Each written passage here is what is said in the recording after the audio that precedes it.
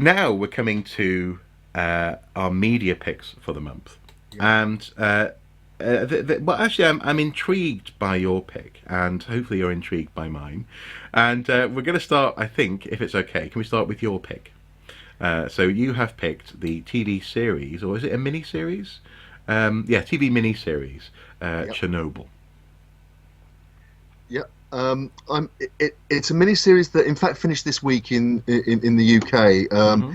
It's a series that was made by HBO, Hmm. and it's gone out on the Sky platform in the UK, who are partnered with HBO. Hmm. It's called Chernobyl. Hmm.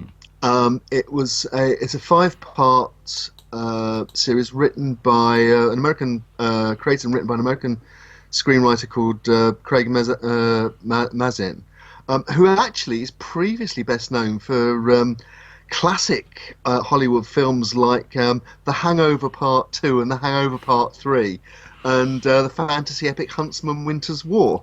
Ah, yes, yes. So there was nothing really in his track record that suggested that he was going to write a miniseries about the Chernobyl nuclear disaster in April 1986 Hmm. in what's now Ukraine, Hmm. Hmm. independent Ukraine, formerly part of the Soviet Union. And that it would be quite as good as it is. And in fact, he's produced, and his director, Jochen Rank, have produced probably the unlikeliest TV hit of the year so far. Hmm. Hmm. It's performed extremely well, both with among the reviewers. It's been getting 4 and 5 star reviews from the media, but also it's attracted audiences and a lot of word of mouth. Um, So and this is a HBO production. Where how did you view it? If you don't mind Well, me as I asking. say, I saw it on Sky. Okay. It's Yeah. gone out on Sky, and anybody that has access to Sky or Now TV Hmm. should be able to pick it up on catch up Okay. now. And I do urge people to watch it. I mean, it is grim. Hmm. Hmm. It is, but again, uh, it's it manages to be one of those uh, series, one of those experiences, one of those stories that transcends itself to become a debate about the nature of science and honesty and politics, but also more than anything, it is a tribute to the people, the Ukrainian and Russian people. Many of them soldiers and miners, Hmm. nuclear workers, who often at huge personal cost, including the cost of their own lives, prevented the Chernobyl disaster from being worse than it actually was. Well, yeah, and well, I remember growing up in well, obviously growing up in North Wales, but I remember growing up with the stories of sheep farmers around me, Indeed. being very aware of issues to do with fallout from Chernobyl, Yes. Yeah. in rainfall. So you would get higher than the normal levels of radiation falling on the mountains of Snowdonia. That would make its way into rivers, and then you had everything from the water that well, actually animals and people were drinking, through to Yeah. where that water went in terms of feed and so on and so forth, having an elevated um, uh, radioactive content for foodstuffs. And for a little while, there was quite a lot of concern that this could destroy, for example, the lambing industry.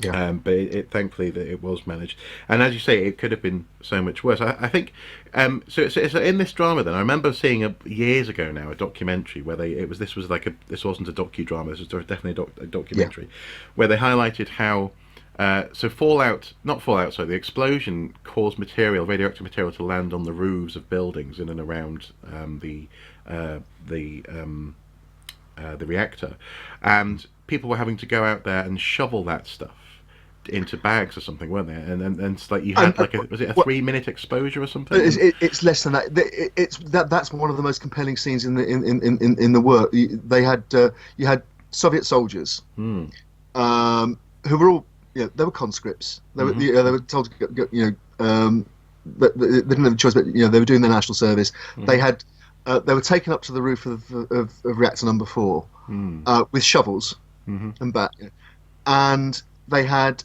90 seconds in the hot zone to get rid of as much of this stuff as they could before they had to get back into shelter away from the most contaminated area. Yeah. And they could only do it once.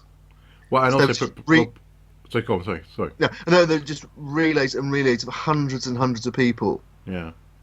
With spending as little time as possible. You had a mining crew cutting tunnels and chambers underneath the reactor, the burning reactor, so they could flood it with concrete to stop the reactor falling through the floor. Yeah, yeah. And creating another explosion of material. I mean, It's incredible. It's incredible. But the reason those people had to put their lives on the line, and again, it's something that's expressed superbly in the screenplay. It looks at the event through 3 principal characters. A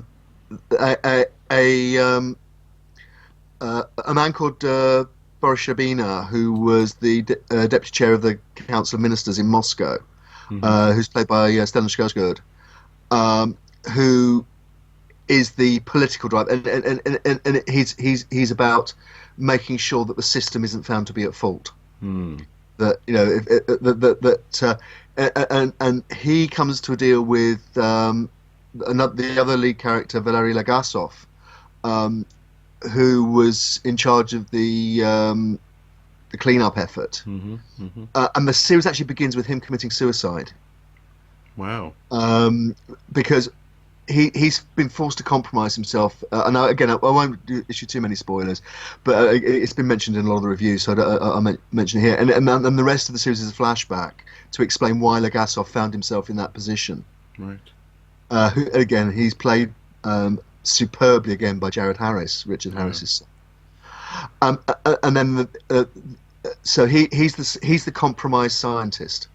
So you have the politician, the compromised scientist, working within a system where truth is a movable feast. Sounds familiar? And then the third lead role is played by Emily Watson, and it's a composite character who they call Ulana Kromyuk, who is a nuclear physicist, but she's based on a number of different scientists who worked on the Chernobyl problem and saw it most important to tell the truth about how the accident had happened and what the dangers were and how they would be dealt with. So as to help others to avert the same problem. Precisely. Right. And so you have this sort of three-way argument really about how finding out the truth about what happened and why it happened, and then how you deal with it politically and scientifically. It sounds dry. It's not. The production is absolutely brilliant. It's stunningly well designed. With a lot of it was shot in a nuclear plant in Lithuania, obviously former Soviet Republic. It has that. If you've ever seen any film of the Soviet Union in the early 1970s and 1980s, there's that. It's grey concrete. It's badly fitting suits. It's kitschy. Ornaments in the houses and so on. So beautifully designed, beautifully acted, beautifully written. It's a tough watch, particularly the sequences when people are dying of radiation sickness, as many of the workers and particularly the first responders, the firefighters, did. So I've only seen the trailer, although I have to. I'm always a sucker for trailers where you have an alarm going off. Yes. I don't know why, but it works very well certainly for grabbing my attention. But I suppose because that's what alarms do, I guess they grab your attention. But in Like I this, say, it's very cleverly written. yeah, yeah, yeah. But in this instance, so that there's a segment where there's something very pervasive, isn't there, about and very insidious about radiation sickness, Mm. in so much as it's invisible and yet it has such a dramatic effect on the people who suffer from it. And so there's a section where you see someone who shouldn't really be hugging someone, but they can't resist it. There's a section where you see piles of clothes being presumably taken from the first responders and put in a basement. And again, I'm pretty sure I've seen footage from the hospital where lots of those people ended up first. And the room, just the room where that those clothes went, is so incredibly radioactive that you can only go in there for a couple of seconds and you have to go away again. They again, spoiler alert, look away now, but the end credits of the final episode show film that was made by scientists recently investigating the basement of the hospital in Pripyat, where the firefighters were taken, where that clothing is still there to this day because it can't be touched and moved. Oh, right, so the clothing is still there. Right, okay, I don't Yeah. think I'd picked that up. Right, I see. Yeah. Right, and it could be, again, it's so interesting, and also I like the way that it's framed in so much as this is something that humans had never done before, and this is hopefully this could have been something that could have been could have been world ending or certainly world changing, and thankfully it was relatively contained. Okay, so that's your media pick. My media pick is based on something that I caught one night last week down in Kenmare, let me just in County Kerry. Oh, I'll check that. I don't want to get it wrong. I travelled through so many counties on my journeys last week. We went through Sligo, Clare. County Kerry. It was County Kerry. There you go. So in the south of Ireland, and I was watching the TV with my brother-in-law, and this program came on that was really interesting. It was a concert that apparently was put on in 2016 to commemorate a century on from 1916, which is a very important year in Irish history. And this was specifically a concert that was celebrating the River Liffey and the ways in which those waters passing through the city have brought so many people to Ireland, have taken so many materials out of Ireland, but also the development of that culture, especially around the docks, was part of the subject of this concert. So musicians were encouraged to write songs and spoken word pieces and music to celebrate this story, and you had a more or less a timeline, so a continuation on from early times, and actually also geographically from the sources of the river through to the city itself, and then on into the Irish Sea. And I really liked it. There was one song in particular by I didn't actually catch the artist's name, but she was an artist who was drawn to. She wrote a song called "Rocking," I think, "Rocking the Docks" or "Rocking the Machinery on the Docks." Basically, it was a song written from the perspective of a dock worker who was now seeing these giant movable metal arms and things and framework to shift whole crates at once off ships onto the docks. That basically just put gang work out of relevance. Really, people were no longer required to physically move boxes. It was essentially a room-sized container, shipping container now can be lifted off the ships. And she did a whole song talking about how this guy has now lost his job and he's going to have to explain to his wife what's going on, and how they have a sort of love-hate relationship with this new technology, because actually it's also bringing in lots of new exciting things to their neighborhood. It's just that this robot's now doing the job of or this machine is now doing the job of what would have been 50 odd men or something like that. Little things like that. The fact that the Liffey is how so many other parts of the world first experienced Guinness, for example. Guinness as exported in barrels off St James's dock or pier. There's a section basically where the Guinness factory is, and then the river not too far from there is where this material or these barrels filled with Guinness were travelling from. And all of it connected with names and music and really loving reflections on a river was just very, very compelling. And I've got a link. I'll put a link below to an RTE being the state broadcaster in Radio England. Telefis Erin. Exactly.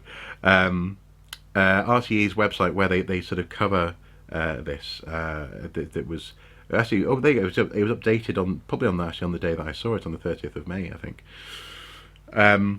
But whether this was recorded and then just released this year, I'm not sure. That's unclear, but it's well worth a look. And so there's a trailer link here and a couple of other video links as well. And if I suppose what I'm saying is, I'm going to try and find this now on DVD, and I recommend that other people do. It made me wonder though, are there other places? Would there be other such celebrations for a river? For example, in London, I can imagine it's entirely possible to do it. Oh, yeah. But do you think they would put on a whole concert to celebrate the River Thames, for example?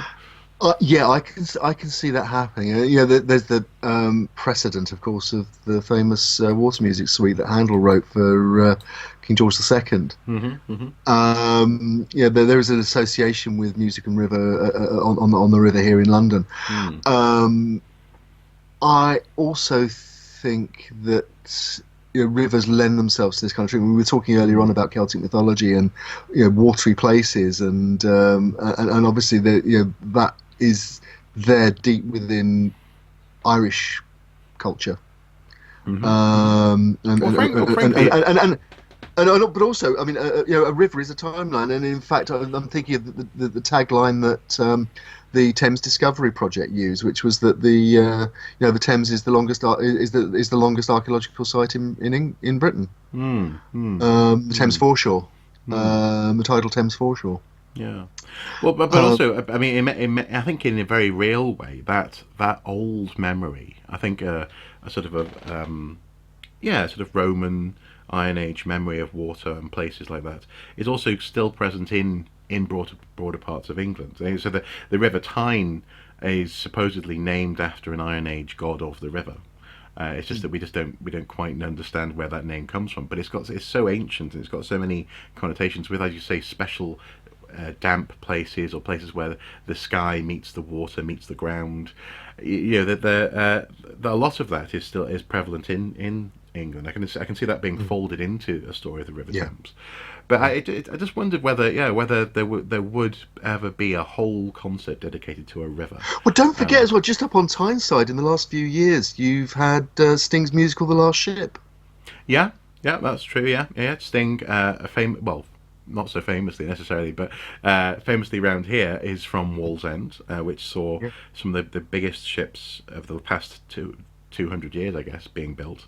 And some wonderful photographs actually of Wallsend, where you have the old terrace houses with these monstrous frames of ships looming over them. People were literally living in the shadows of their work.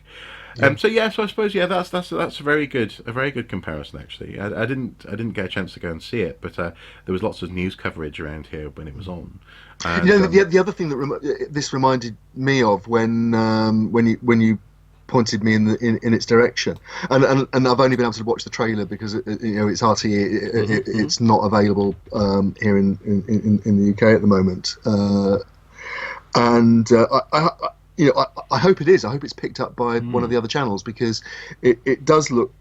It's a smashing production by the look of it. And the other thing it reminded me of are the Ewan MacColl radio ballads from the 1950s. About in fact, famously, they were radio productions in that case, obviously, but they combined the testimony of fishermen or train locomotive drivers, or people from the various industries that were being looked at, with traditional music from those industries, and also songs that were written for the programs by Ewan MacColl. And they were done on they were done for the BBC, and they created almost a new kind of narrative musical drama based on real experience. which became very popular in theatre for a while, documentary theatre. Mm. And so it sits firmly in that tradition, but it looks like a really good example of it. And as I say, hopefully we'll be able to see the full concert in due course. Yeah, yeah. Hopefully. Okay, well, just also very briefly, I want to refer back to our link of the month as well in this section, and that is because this is technically a media pick as well, and that's just highlighting this social media engagement experiment called Ava's Stories, which takes the diary of a little girl in Budapest who ended up. She died in Auschwitz. Yeah, she did. I was just making sure I was reading that right. Yeah, she ended up in Auschwitz, and making her diary relatable for a modern context by presenting it as a girl would have done if Instagram had been around back then on Instagram. And what I like about this is it highlights that obviously there were lots of diaries available. Probably one of the most famous ones is Anne Frank, of course. Anne Frank's diary, but I found this presentation of this girl's experience of the 1940s and of being, through no fault of her own, part of a now subjugated group of people, very compelling as presented through Instagram. It's very well done. You can tell that the budget is being stretched here or there in terms of some of the special effects and how they filmed it and how they put it together. But the format and the immediacy of that format, I think, is very compelling. And this is something that, unlike my RTE choice, this is something actually that you can pick up and look at now. It's literally they have a linked Instagram account called Ava's Stories. But the link of the month links to a news story that actually explores the context of this project, and also you see a picture of the girl herself. And there's also actually, interestingly, they tackle the accusation that this is a cheapening of the Holocaust. Interestingly here, they say that yet the concept was not without controversy. While the bulk of the feedback appears to be positive, some critics fear the story, with its internet lingo, hashtags and emojis, risks trivializing Holocaust atrocities. A cheapening of the Holocaust compressed into boomerang, one Instagram user, Dor Levi, wrote in Hebrew in response to the trailer. He remarked that the place for commemorating the Holocaust and getting the message across is on Instagram, between the butt of a random model and a video of a chocolate cake. I'm not quite sure I fully understand that, but I understand the sentiment in terms of cheapening, and I don't think that's the case at all. I think this also actually relates back to what we were saying about Hadrian's Wall, and accepting that people have a right to, but also should, be able to engage with history in the way that they find most compelling. This isn't.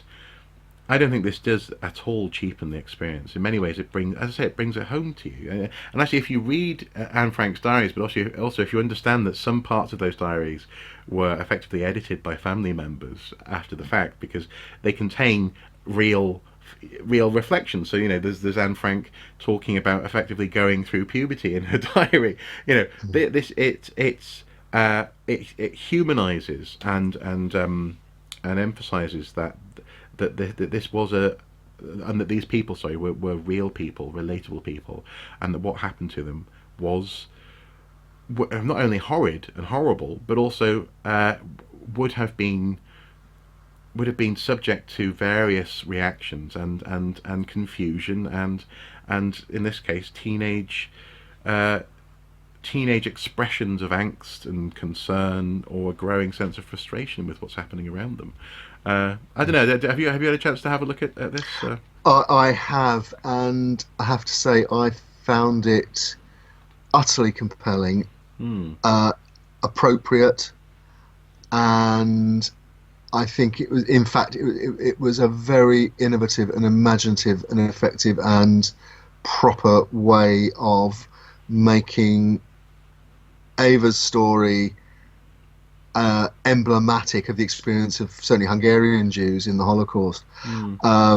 and I thought it was a very, very smart piece of work. I have to say, I'd read excerpts from Ava Hayman's diary before. It's quite well known. Hmm. I'd come across it in the context of a biography of Raoul Wallenberg, who was the Swedish diplomat who helped rescue hundreds of Jews by giving them Swedish passes Right. in 1944, at the time that Ava and her family were rounded up. Mm. So it wasn't new information to me, but presented in this way, I found it very good. And I couldn't help but be reminded as well of, and I'm sure the makers of the series were inspired by, for example, the use of social media, selfies, videos, by, for example, the emergency workers in Syria during in the civil war, under the bombing, and and so on. It is that immediate. The visual language and so on is that immediate. I think it's just we've had.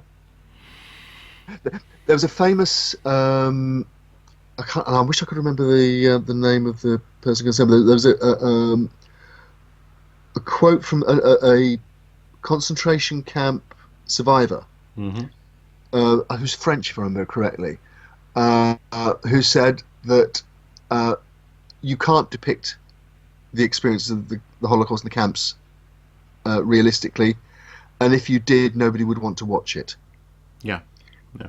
Now, obviously, this doesn't take you it doesn't take you that far. It just covers the diary. And you're told what happened next. You don't see it. There have been films recently, the Hungarian film Son of Saul, which did try to take you into the experience of the Sonderkommando in Auschwitz, which is a very tough watch. Yeah.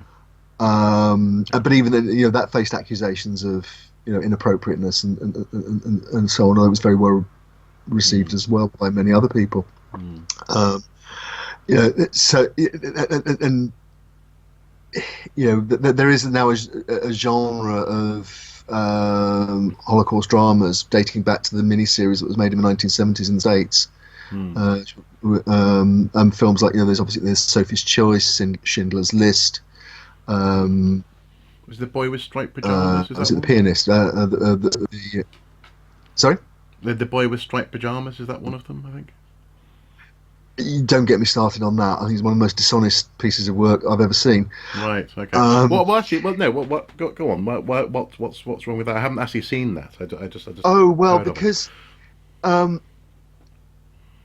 it's invented, and it's invented as a parable. What would happen if the son of the commandant of a concentration camp met a Jewish boy of his own age, and they were able to relate to each other?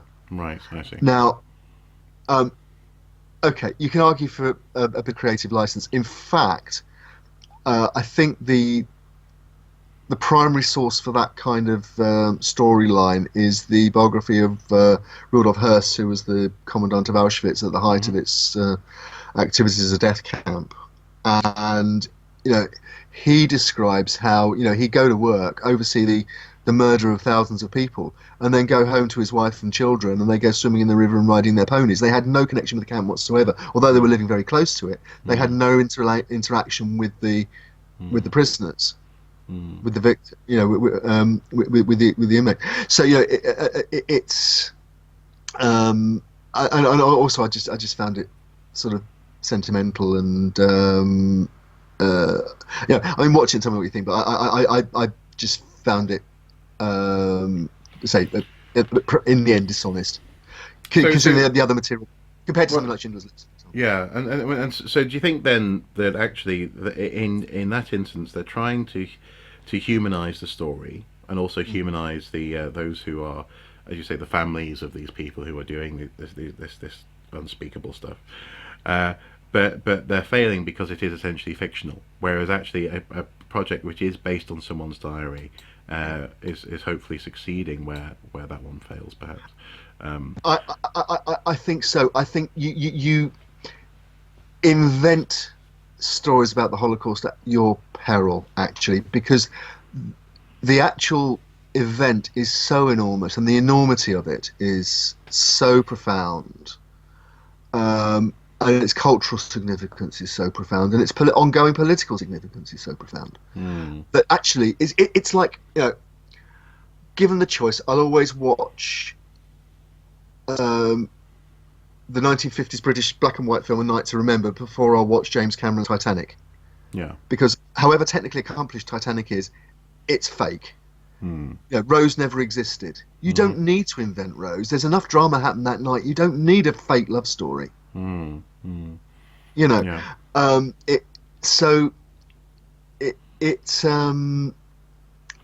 think it's another.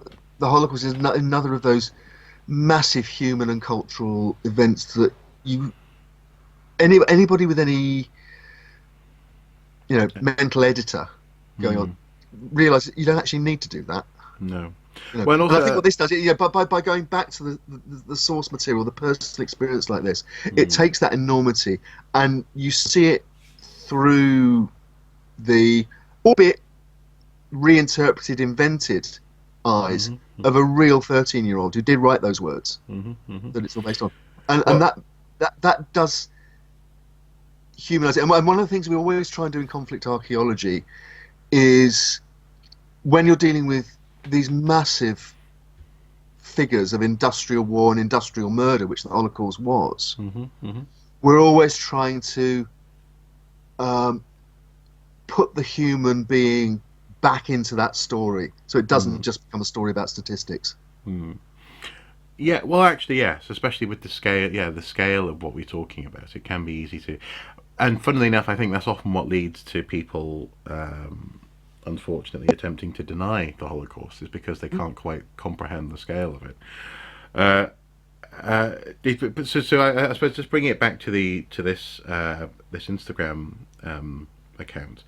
The daughter of the businessman who sponsored this project said that the effort was to make monumental historical events tangible and relatable, and to preserve the stories of witnesses in perpetuity. And that's exactly what you're getting at there, isn't it? We already have the stories. There are lots of people who witnessed this. We don't have to make up a fictional account of it. Yeah. Well, those are our media picks, and this actually has been quite. And they are thoroughly grim as well. They are thoroughly. No, I don't know. Grim but necessary. I would say. Well, no, you got Chernobyl, Fiddle-dee-dee Liffey, and then you've got the Holocaust. There's a bit of light relief in the middle. But nonetheless, all well worth watching. And also, this whole watching brief this month has been, I think, probably quite long. But I'm quite happy that we've been able to luxuriate on some of this stuff, and especially also, I've very much enjoyed discovering, for example, the Eva's Story account, account and Instagram account, in fact, and I definitely wanted just to give that space to breathe as well. So I'm glad that we have. So that's the watching brief for May, and hopefully next month will be just as exciting and interesting. And is there anything on the horizon as far as you can tell? Apart from different headwear. We'll have the result of the judicial review on the Goodwin Sands. Holocaust related, there's a growing row about the proposal to put a UK National Holocaust Memorial in the gardens next to House of Parliament. Okay. It's a high-profile project. It's been backed by the government, but it's also being opposed by, amongst others, Historic England, because they say, although nobody's opposing the idea, the location is argued is too small to take the visitor numbers, right. Which and it's not an appropriate site, particularly as the Imperial War Museum is a half-hour's walk away across the river. and already has the main national collection of Holocaust material. So there's that one to keep an eye open for. And then obviously we're coming into the digging season, so I guess we can expect the announcement of new finds and exciting new ways of interpreting the past. And we might even have a new Prime Minister.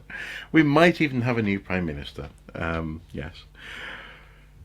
But as I said earlier, we won't go into that. I'm looking forward to seeing what comes next month. Thank you as ever for your time this month, Andy. And also, of course, thank you guys at home for watching. Please do comment below. If there's any particular news stories that come to your attention that you think should be on our in our inbox, then please do let us know as well. Obviously, email information below. As ever, until next time, do take care. Bye-bye. Bye.